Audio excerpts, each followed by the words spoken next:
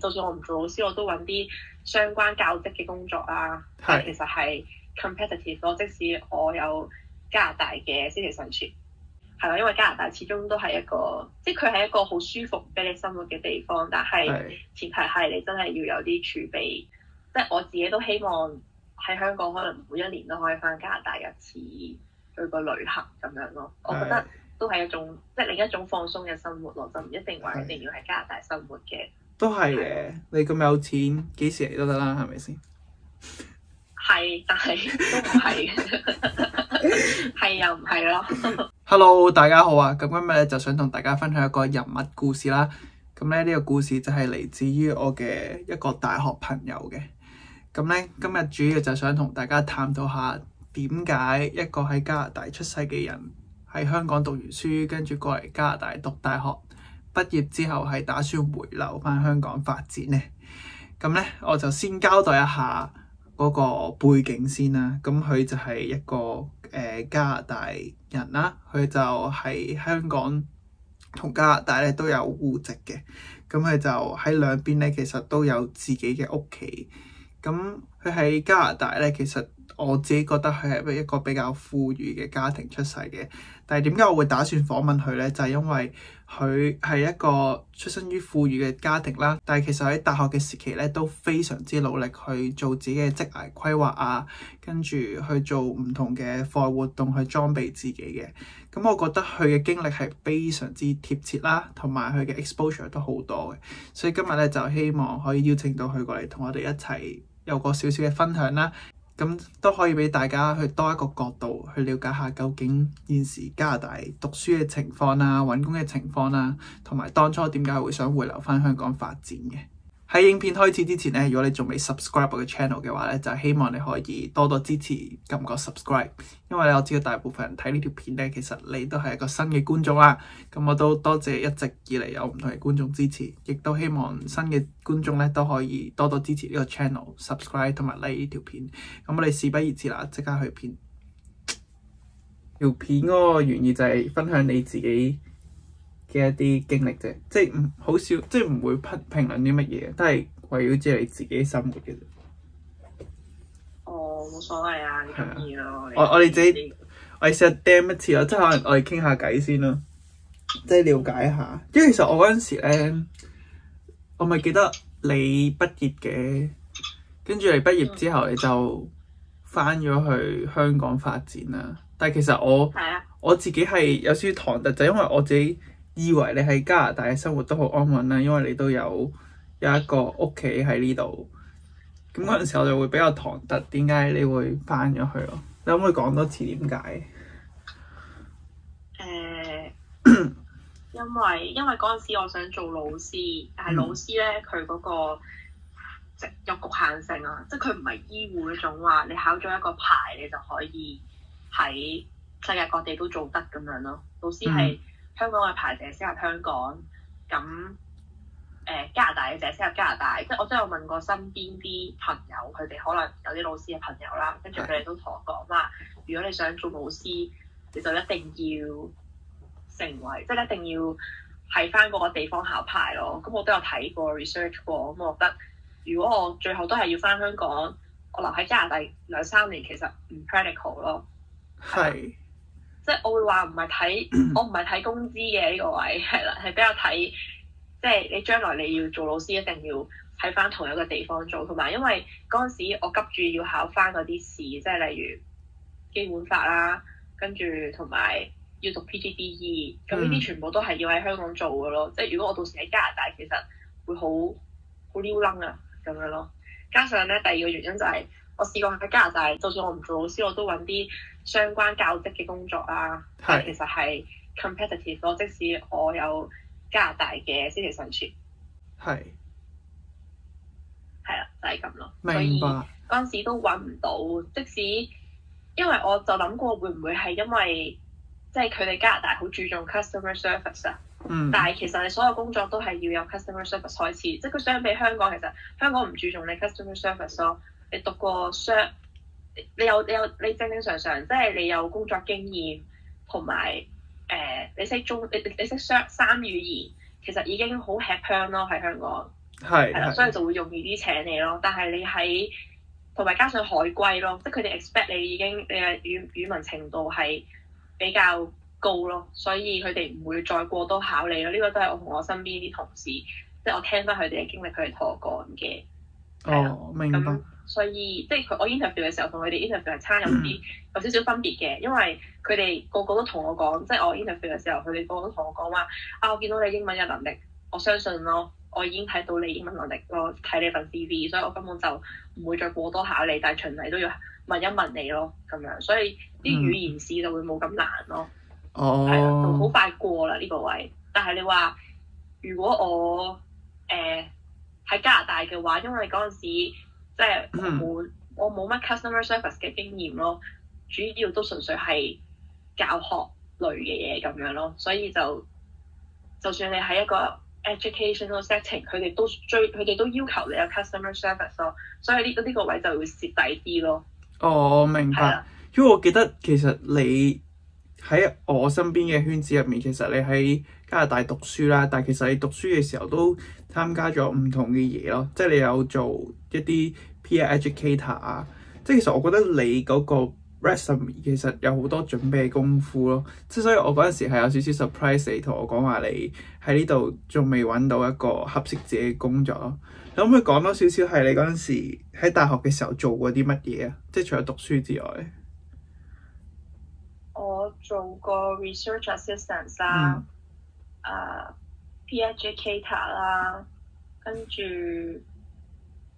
有一啲額外嘅volunteering 都有做嘅，即係可能但係都喺學校做啦，同埋都係啲幫手搞 event 咁樣啦，同埋 Indigenous Tutoring Centre 佢有啲即係聯食嘅 SFU 咧，佢有啲 event coordinator 嘅 post 你都可以做啦。仲有一啲 English conversation group facilitator，就係咁咯。嗰陣時就係主要做呢啲，如果冇記錯係，跟住係咯，都係比較學校 setting 嘅咯，學校為主嘅咯。因為我覺得大學佢俾咗好多平台你直接喺嗰度揾嘢做，係容易好多咯。但係出嚟做嘢就會相對比較難咯。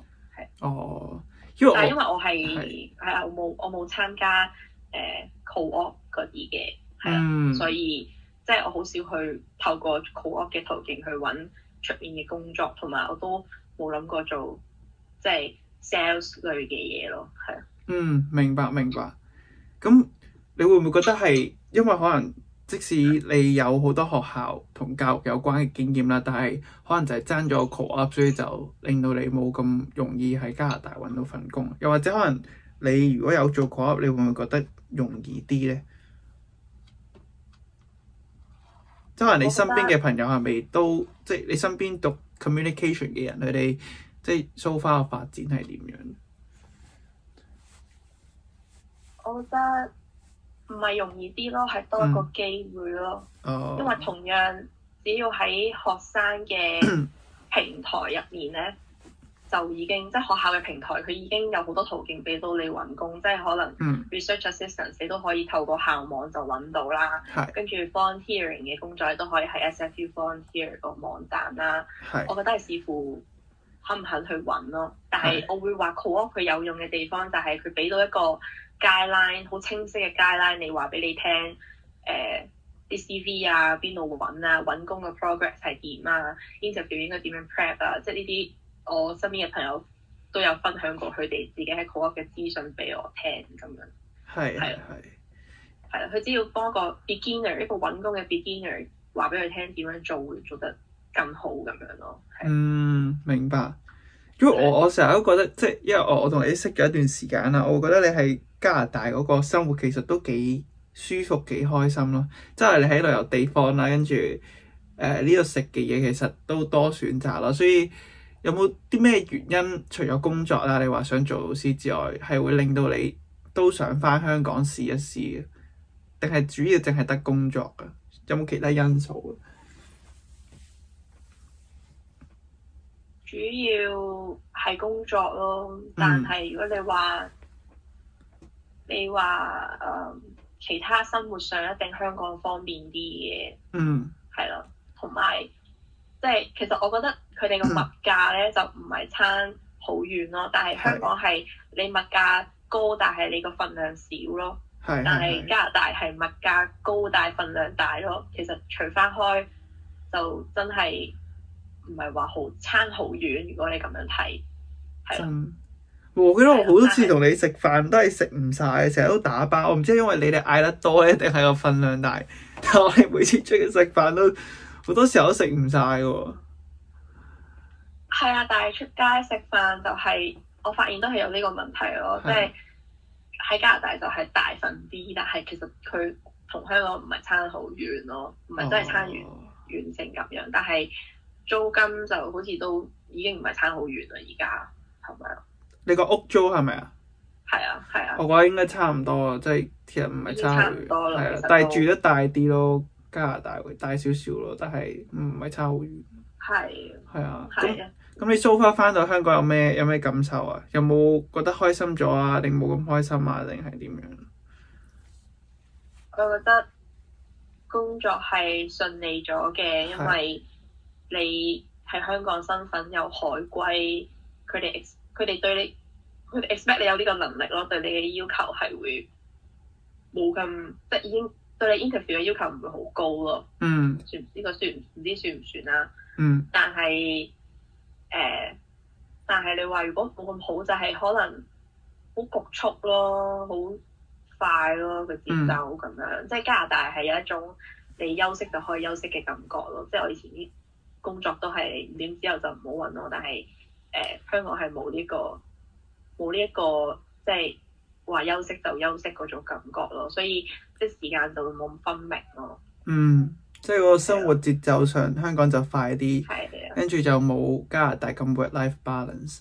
有陣時放工都要，即係可能要 OT 嘅時間會比較多啲，相對地係咪啊？係啊，時鐘其實香港係一定多啲嘅，即使普通你唔 OT，你翻嘅鐘數都會比加拿大多咯。哦，係，因為我覺得你都好好，即係你翻咗去之後你就做嘢啦，咁你 keep 住。有一份正職，跟住你又嚟緊會讀 master 係咪啊？會去 Con 讀呢一個 education。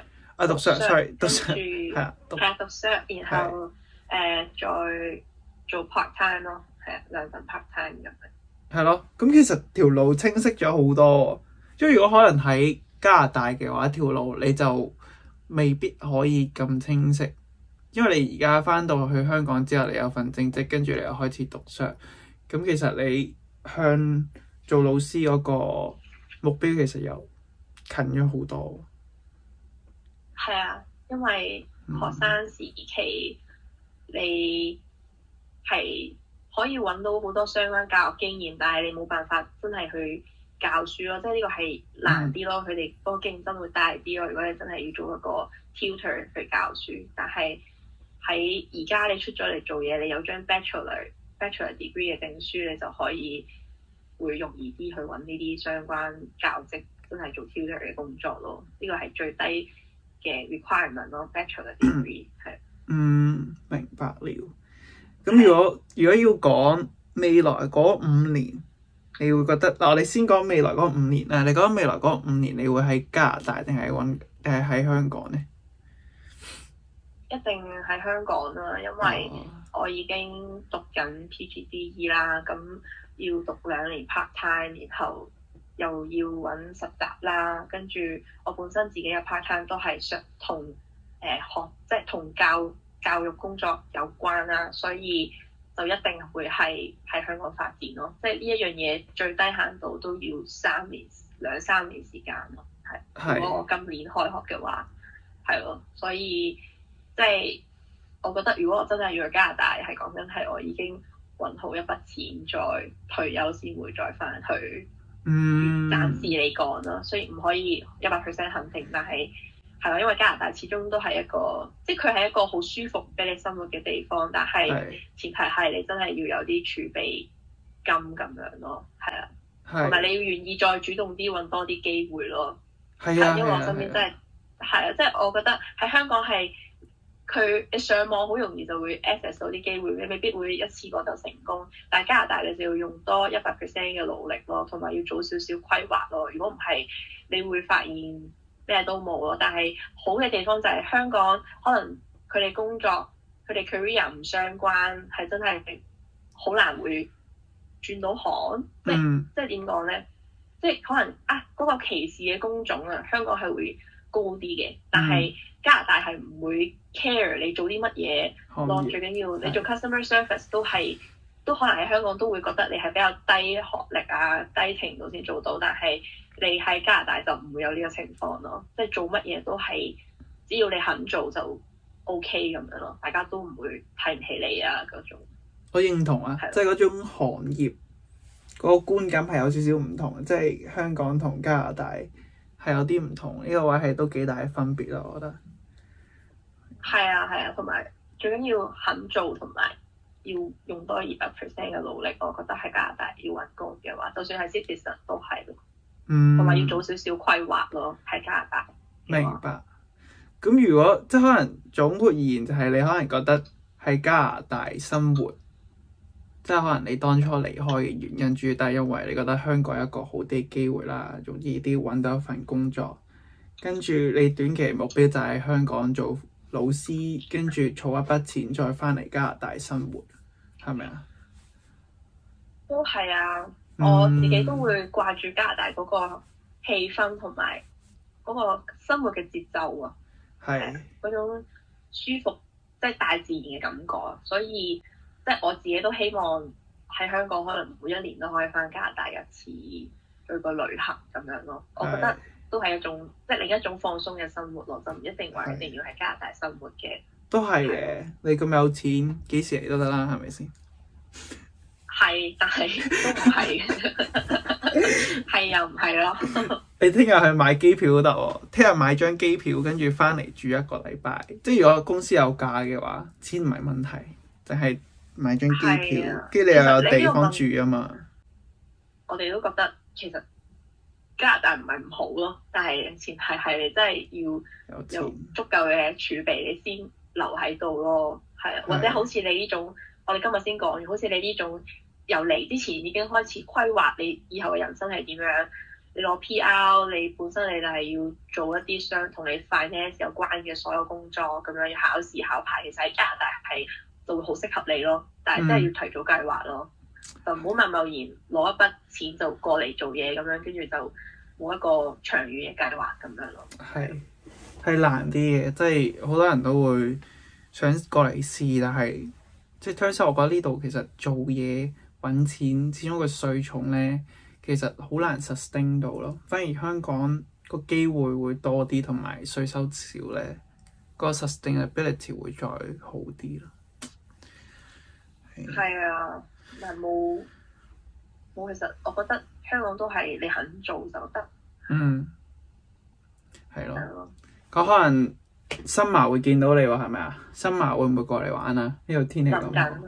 諗過，真係有諗過。行得啦。上次係 winter 嚟㗎嘛。咪咯，你summer最靚嘅時候先要過嚟，同埋你香港熱啊嘛，熱到傻香港。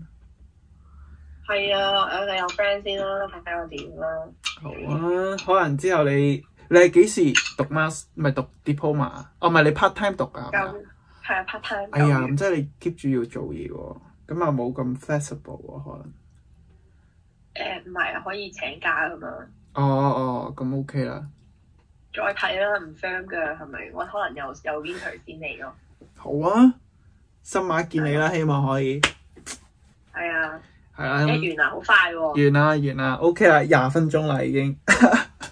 OK，你其實過5分鐘嘅啫嘛，係咪啊？唔係我要 cut 啲內容咯，但係 OK 嘅。真係噏下啫，噏幾句嘅。係啊 OK。誇張驚我哋。好啊，我會 send 你。我驚咧，我講啲嘢咧，即係佢哋啲人會覺得你有錢啫，好離地咁樣。唔會，梗係唔會啦。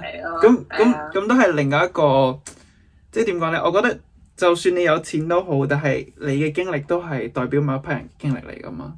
咁每個人都有佢哋自己嘅體驗，咁你多一個角度去睇加拿大生活，我覺得係一件好事嚟嘅入手。咁我覺得你嗰個 background 同故事同我好唔同啦，跟住同我身邊人都好唔同。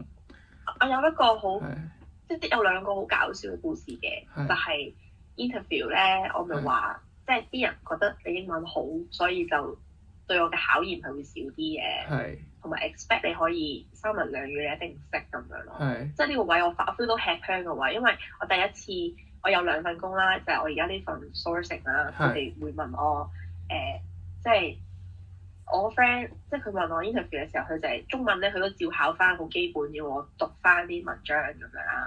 但係英文咧，佢哋開頭第一句就同我講，我 expect 你英文已經好好噶啦，但係我哋循例都要考一考你啦。就問我你要用英文答啦，問加拿大嘅超市同香港嘅超市有咩分別咁樣咯。係得一條咁簡單嘅問題，但係我同時咧係要考翻，即係真係讀文章啊，同埋要答多好多條英文，即係英文用英文答嘅問題咯，去考驗佢咯。而佢哋係因為喺香港讀書咯，咁樣所以就會有呢一種感覺咯。而另外一個咧就係佢哋都係直接問我。講完中文之後，直接就去英文 section 去用英文答問題啦。咁跟住佢就同我講話，佢問我加拿大嘅天氣係點咯，用英文答咁樣。即係呢啲係一啲你覺得唔會係 interview 出現嘅問題，但係佢哋只係想普通咁樣考下你英文講嘢嘅能力，所以就即係直接咁樣問我，我覺得都幾搞笑咯。係。但係其實你唔 suppose 你唔會覺得自己喺 interview 會見到呢啲問題㗎嘛？我覺得係一個優勢嚟嘅，即係佢哋會覺得你喺外國讀過書就係一個 guarantee 啦，即係對於英文嘅能力就一定有保證咯。所以我覺得對佢嚟講係好事嚟嘅，即係佢唔使花時間去 test 你咯，因為其實已經有個保證喺度咯。如果你仲未 subscribe 我嘅 channel 嘅話咧，就希望你可以多多支持，撳個 subscribe。因為咧，我知道大部分人睇呢條片咧，其實你都係一個新嘅觀眾啦。咁我都多謝一直以嚟有唔同嘅觀眾支持，亦都希望新嘅觀眾咧都可以多多支持呢個 channel，subscribe 同埋 like 呢條片。